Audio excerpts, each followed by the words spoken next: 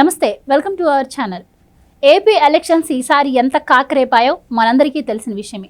అయితే ఎలక్షన్స్కి ముందు, ఎలక్షన్స్ అయిపోయిన తర్వాత కూడా ఏ పార్టీకి ఆ పార్టీ మాదే అధికారం అంటే మాదే అధికారం అంటూ ఉన్నాయి. అయితే అక్కడ జరిగిన పోలింగ్ శాతాన్ని బట్టి ఈసారి కూటమిదే అధికారం అంటుంటే, మరి ఎలక్షన్ అయ్యాక సీఎం జగన్మోహన్ రెడ్డి అయితే ఐపాక్ టీంని కలిసి కొన్ని సంచలన వ్యాఖ్యలు అయితే చేశారు. ఈసారి అధికారం మాదే పక్కా అంటున్నారు. అలాగే లాస్ట్ టైం కన్నా ఈసారి సీట్ల సంఖ్య కూడా మాకు పెరగబోతుంది అని కూడా ఆయన ఒక వ్యాఖ్య అయితే చేశారు. మరి ఆయన చెప్తున్నట్టు మరి ఈసారి వాళ్ళకి సీట్ల సంఖ్య పెరగబోతుందా, ఎవరు అధికారాన్ని చేపట్టే అవకాశం ఉంది, మరి ఓటమిని కూడా మరి ఆయన విక్టరీగా చూపించబోతున్న ప్రక్రియని మనం ఎలా చూడొచ్చు, ఈ వివరాలని తెలుసుకునే ప్రయత్నం చేద్దాం. మనతో ఉన్నారు senior political journalist doctor Durga Vadlamani గారు. నమస్కారం. నమస్తేమ్మా. సో ఎలక్షన్స్ అయిపోయాయి, పోలింగ్ పర్సంటేజ్ కూడా చాలా పెరిగిందని ఇప్పటికే ఎలక్షన్ కమిషన్ అధికారి కూడా ప్రకటించారు. ఈ నేపథ్యంలో మరి పెరిగిన ఓటింగ్ పర్సంటేజ్ కూటమికే ఉంది అని చెప్పి కూటమి ప్రచారం చేసుకుంటుంటే, ఇప్పుడు జగన్మోహన్ రెడ్డి బయటకు వచ్చేసి కొన్ని సంచలన వ్యాఖ్యలు చేశారు. ఈసారి లాస్ట్ టైం కన్నా సీట్లు మాకు ఎక్కువ రాబోతున్నాయి, ఈసారి విక్టరీ మాదే అని ఆయన చెప్తున్నారు. సో ఆయన చెప్తుంది నిజమే అంటారా? అంటే ఆయన ఐపాక్ టీమ్ ఉంది కదా, వాళ్ళకి గత 5 ఏళ్ళుగా వాళ్ళకి పనిచేస్తుంది. ఆ ఐపాక్ టీం ఏదైతే ఉందో వాళ్ళు ఇవాళ విజయోత్సవ సభలు చేసుకున్నారు. అంటే వాళ్ళది అయిపోయింది కదా, వాళ్ళ పని అయిపోయింది. సో అవన్నీ ఆ సందర్భంగా వాళ్ళు ఏర్పాటు చేసిన సభలో ఆయన మాట్లాడుతూ ఈ మాట అన్నారు. ఏమనంటే, కొంతమంది అంటే ఒక వ్యక్తి అని ఆయన మెన్షన్ చేశారు. 151 కంటే తక్కువ వస్తాయి, మీకు 151 కూడా రావు అని నన్ను అన్నారు. కానీ ఈసారి ఓటింగ్ సరళి పెరిగింది కాబట్టి పర్సంటేజ్ పెరిగింది, దానివల్ల మాకు 151 కంటే చాలా ఎక్కువ తెచ్చుకుంటాం మేము. ఎంపీ సీట్లు అయితే 22 కంటే ఎక్కువ వస్తాయి అని ఒక వ్యాఖ్య చేశారు. ఈ వ్యాఖ్య చేయడానికి కారణం ఏంటంటే, ప్రశాంత్ కిషోర్ మన ఒక ఛానల్కి ఇచ్చిన ఇంటర్వ్యూలో 1.5 year బ్యాక్ నేను జగన్మోహన్ రెడ్డి గారిని కలవటం జరిగింది ఒక చోట, ఢిల్లీలోనే. అక్కడ కలిసినప్పుడు ఆయన 151 కంటే ఈసారి ఎక్కువ వస్తాయి, మాకు 155 వస్తాయని చెప్పారు. చెప్పినప్పుడు నేను అన్నాను, మీరు అదంతా భ్రమ మీకు, బికాజ్ మీ పథకాలు ఏవైతే ఉన్నాయో మిమ్మల్ని గెలిపించవు, అభివృద్ధే గెలిపిస్తుంది. మీరు ఒక్క దాన్నే పట్టుకుని ఉన్నారు, ఆ పథకాల వల్ల మీకేమీ మేలు జరగదు, మీకు 55 సీట్లు కూడా రావని చెప్పాను అని అన్నాడు అతను. ఆ విషయం ఇటీవల బయటకు వచ్చింది 4 రోజుల క్రితం. సో దానికి పర్యవసానంగా ఇవాళ ఆయన వాళ్ళతో మాట్లాడుతూ ఐపాక్ టీం ఏదైతే ఉందో వాళ్ళు ఇంకా ఇవాళతోటి వాళ్ళది అయిపోతుంది అనుకుంటా. అందుకని ఆ సందర్భంగా ఆయన విజయవాడ ఐ థింక్ బెంచ్ సర్కిల్లోనే ఎక్కడో వాళ్ళ ఆఫీస్ ఉంది, 2nd floorలోనే, అక్కడ బహుశా అక్కడ జరిగి ఉండొచ్చు ఇవాళ. అందులో మాట్లాడుతూ ఆయన వ్యాఖ్య చేశారు. అంటే ప్రశాంత్ కిషోర్ కౌంటర్గా ఆయన ఈ మాట అన్నారు, 151 కాదు ఇంకా చాలా ఎక్కువ వస్తాయి మాకు, ఎందుకంటే ఈసారి ఓటింగ్ శాతం పెరిగింది కాబట్టి అది మాకే అనుకూలం. ఎందుకంటే ఇప్పుడు వైసీపీ వాళ్ళు చేస్తున్న ఒక ప్రచారం ఏంటంటే, మహిళా ఓటింగ్ పెరిగింది మీకు ఈసారి. మహిళలు ఏకంగా 4,75,535 మంది ఎక్స్ట్రా ఉన్నారు, అంటే పురుషుల కంటే ఎక్కువ వేశారు ఓట్లు. ఆ ఓట్లన్నీ కూడా గంపగుత్తగా మాకే పడ్డాయి అనేది వైసీపీ వాళ్ళ వాదన.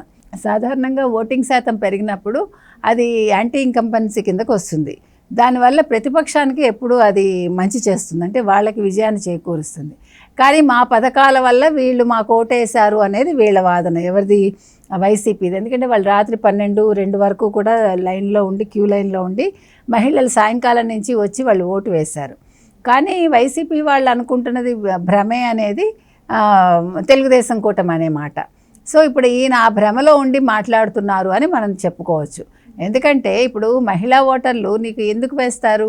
ఇప్పుడు ఆయన మహిళా ఓటర్లకి ఆయన చెప్పుకున్నంత అందరికీ చేయలేదు కదా.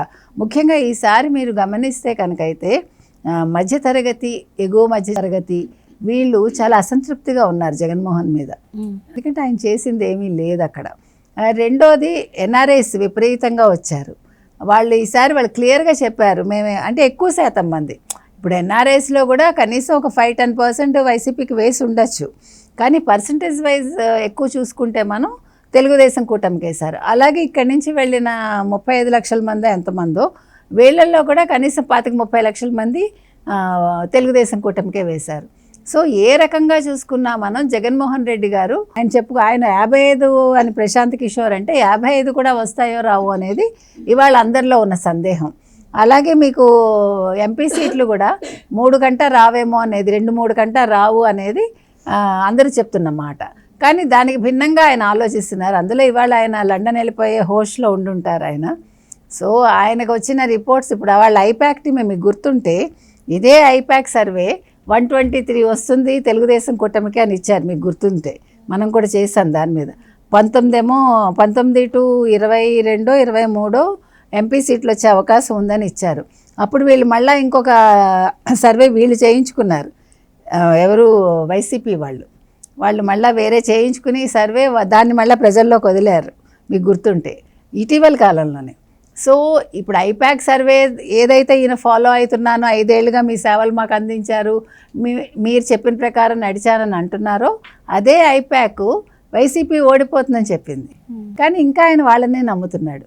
సో నేను అనేది ఏంటంటే ఈ సర్వేలు ఇవన్నీ కాదమ్మా, ఈ ఐపాక్లు ఇవన్నీ డబ్బులు ఇచ్చి ఎవరి సొమ్ము అది 100 కోట్లు వాళ్ళకి ఇచ్చి 2 నెలలు 3 నెలలకు అవసరమా ఇవంతా? దీనికంటా నువ్వు అభివృద్ధి చేశావు అనుకుంటున్నావు కదా, అభివృద్ధి చేయలేదు. వీళ్ళు ఏంటి సంక్షేమాలు అనుకున్నారు కదా.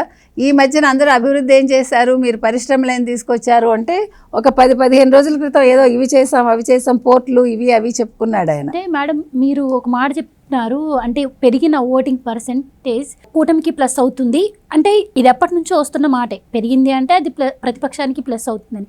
కానీ ఇక్కడ వైసీపీ తెర మీద వేస్తున్న ఇంకొక వాదన ఏంటి అంటే 2004లో కన్నా కూడా వైఎస్ రాజశేఖర రెడ్డి గారు పాలన ఉన్నప్పుడు 2009లో కూడా ఇలానే పెరిగింది, అప్పుడు కూడా ప్రతిపక్షానికి ప్లస్ అవుతుంది అనుకుంటే అప్పుడు కూడా ఎవరైతే ఉన్నారో రాజశేఖర రెడ్డి గారు మళ్ళీ 2వ సీఎం అయ్యారు, అదే ఇప్పుడు జరిగింది అని చెప్పి వైసీపీ ఈ వాదన తెరపైకి తీసుకొస్తుంది. ఇది ఎంతవరకు కరెక్ట్ అంటారు? అంటే 2009లో ఏం జరిగిందంటే అమ్మా, యాక్చువల్గా 2004 2009 మనం తీసుకుంటే 2004లో చంద్రబాబు నాయుడు గారు అన్న విషయాన్ని దాన్ని నెగిటివ్ చేశారు కాంగ్రెస్ వాళ్ళు. అది వాళ్ళు చేసి వాళ్ళు దాన్ని పాజిటివ్గా మార్చుకున్నారు. ఆయన రైతు సంక్షేమం వద్దని లేదు, కాకపోతే ఆయన ఐటీకి ఇంపార్టెన్స్ ఇవ్వడంతో ఆయన బ్యాడ్ లక్ ఆ టైంలో వర్షాలు పడకపోవటం అన్నీ ఆయనకి మైనస్ చేశాయి. దాన్ని ప్రతిపక్షం ఏదైతే ఉందో వాళ్ళు ఎన్కాష్ చేసుకున్నారు. అదొకటి. ఆయన అప్పుడు పాదయాత్ర చేయడం రాజశేఖర రెడ్డి గారు అవన్నీ కలిసి వచ్చాయి. మీకు 2004లో చూసుకుంటే 2004కి ముందు రాజశేఖర రెడ్డి, 2004 తర్వాత రాజశేఖర రెడ్డి చూడాలి మీరు. అంటే అంత మార్పు తెచ్చుకున్నాడు, ఆయన సంస్కరించుకున్నాడు. ఆ సంస్కరించుకోవటం ఒకటి, ఈ పాదయాత్ర చేయటం ఒకటి, తర్వాత ఈ రైతు సంక్షేమం అని ఏదైతే ఆయన అన్నాడో ఆరోగ్యశ్రీ ఒకటి, ఇవి ఆయన కలిసి వచ్చాయి. అంటే ఒక టైం వచ్చినప్పుడు మనిషికి అన్నీ అలా కలిసి వస్తాయి. ఆ నెక్స్ట్ వచ్చినప్పటికీ అది కూడా అంతే, మీకు పర్సంటేజ్ ఎక్కువ మార్పు లేదు అప్పుడు కంపారిటివ్గా చూసుకుంటే. కానీ ఇప్పుడు ఇంకా వ్యాస్ట్ వచ్చింది. ఇప్పుడు ఫస్ట్ టైము మొత్తం ఎంటైర్ ఇండియాలోనే హైయెస్ట్ ఓటింగ్ అని చెప్తున్నారు కదా, ఇది ఎప్పుడూ జరగలేదు. 57 నుంచి ఇప్పటి వరకు మీరు చూసుకుంటే ఎప్పుడూ ఈ రకంగా జరగలేదు. కాబట్టి ఇది డెఫినెట్గా తెలుగుదేశం కూటమికి అనుకూలంగానే ఉంటుంది. ఎందుకంటే అప్పుడు సిచ్యువేషన్ వేరు, ఇప్పుడు సిచ్యువేషన్ వేరు. ఇప్పుడు వచ్చిన అంటే ఇంతమంది ఇట్లాగా వచ్చేసి క్యూ లైన్లో నిల్చుని ఓటు హక్కు వినియోగించుకోవటం అనేది ఒక చారిత్రకంగా కూడా ఇది ఒక గొప్ప విషయం అన్నమాట. అంటే అది ఎవరికి వేశారు తర్వాత మాట్లాడదాం. అసలు ప్రజలు అలా రావడం, ముఖ్యంగా స్త్రీలు రావడం, పురుషులు రావడం, యువత రావటం, దివ్యాంగులు రావడం, తర్వాత ట్రాన్స్జెండర్స్ రావడం, ఇలా ప్రతి ఒక్కళ్ళు వచ్చి ఓటు వినియోగించుకోవటం అనేది ఒక చరిత్ర చెప్పాలంటే. Right madam, thank you so much.